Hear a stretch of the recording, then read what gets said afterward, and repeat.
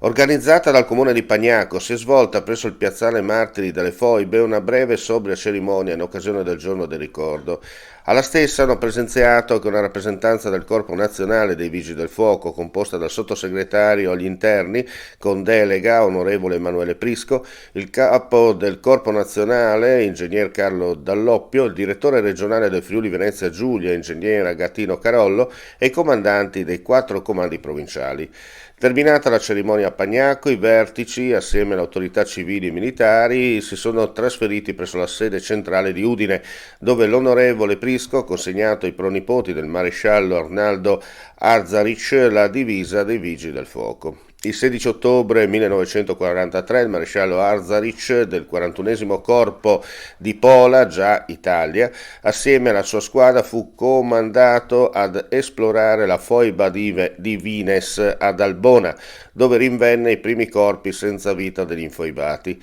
Ancora per 2 anni, malgrado le minacce di morte ricevute, lo stesso Arazic continuò ad esplorare le foibe, rinvenendo al loro interno centinaia di corpi senza vita.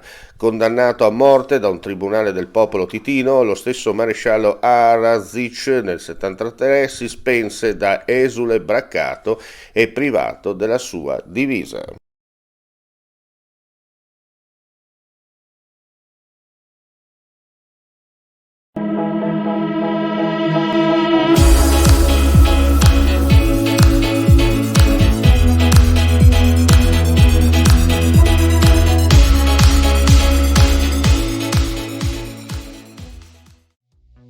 Ehi, dico a te, ma hai sentito parlare di web audiovisione? Informazione libera senza bavaglio, trasmissioni su misura, linguaggio potabile, on air a chilometro zero, video promozionali su richiesta, metaverso e gestionali a portata di mano e tanto altro ancora?